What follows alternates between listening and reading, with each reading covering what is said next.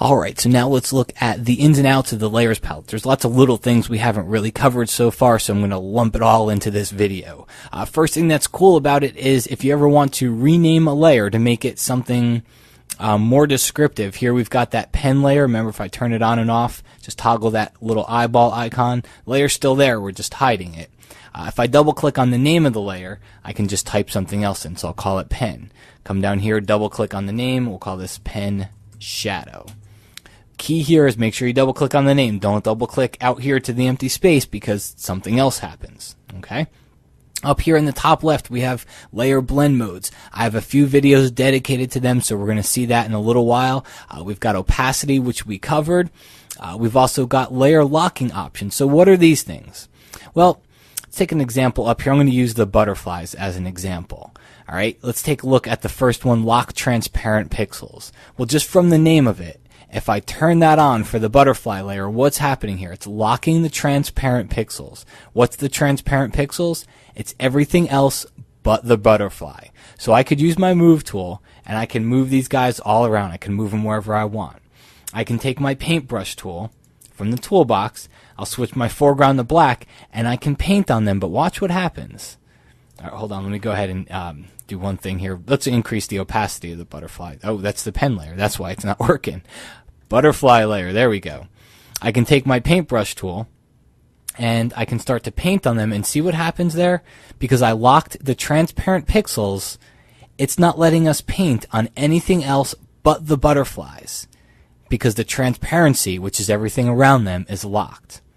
Okay, so I can move it, but I can't paint anywhere else but on the butterflies. So let's turn that one off. Let's turn the next one on, which is going to be lock the image pixels. So what I can't do on this is paint on it. The image is locked. The pixels are locked on that image. I can come over here to my move tool and I can move it around, but unlike the last one, I can't paint on it. So let's turn the next one off here. Lock position. This one is locking, so I can't use the move tool on it. It'll tell me because the layer's locked, but if I wanted to, I could paint on it. And then the last one here, that locks everything about the layer. I can't move it, I can't paint on it, I can't do anything except come over here and delete it if I'd wanted to. Alright? Now, why do we have these?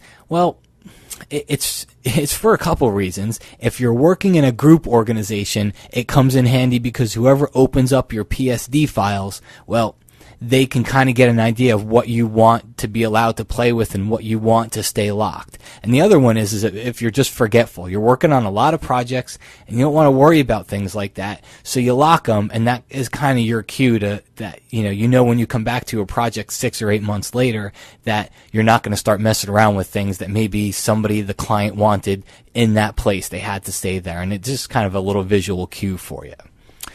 Alright, as we move through here, the fill opacity, make sure you check out the video on layer styles because that's really where I'll demonstrate what fill opacity is. We've also got a layer palette menu. It's this little icon over here on the far right hand corner.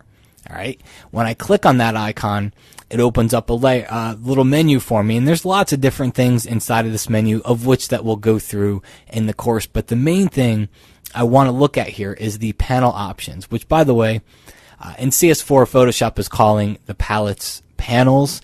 I'm still stuck on palettes, and everybody else is really, but if you look in the menu here, it's called panel options. So when we click on that, it opens up this layer panel options dialog box. This one that I'm going to show you here, you're going to love me for, because I've got really bad eyesight. Okay, and the problem I have is sometimes these layer thumbnails are really tiny. So if you can click inside here, you can click between small. Some people like them small. I actually like them big. So I click on that one, hit OK, and you see how it makes your layer palette thumbnails larger than they were. Just kind of, again, a visual cue for me. It makes it a lot easier. Come back up here to the menu, palette options, and you can turn them off if you want, which I've never seen anybody do. There's another one here, thumbnail contents. Right now, it shows your thumbnails with the object placed basically relative to where it's placed in the document. So for example, we've got the pen down here. Here's where it shows the pen. When in the overall document scheme, that's really where the pen is.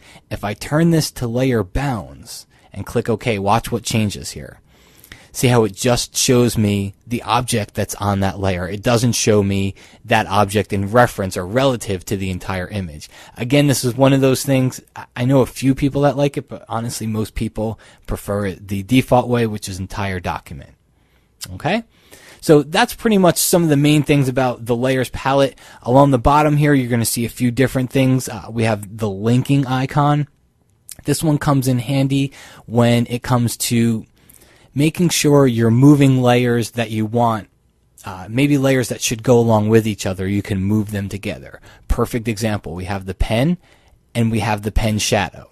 So if I click on the pen layer and I hold down the shift key and click on the pen shadow, this little link icon becomes enabled at the bottom. When I turn it on, you'll see that these two layers are now linked. What's that mean? Well, that means that now I can move them around, all right, use my move tool, and the pen and the shadow follow along with each other. I never have to move the pen and then move the shadow to follow along. Even if I click off on a different layer, I'll click on the type layer, I can move that, I can come back here, click on the pen layer, they're still linked together, so I don't have to relink them.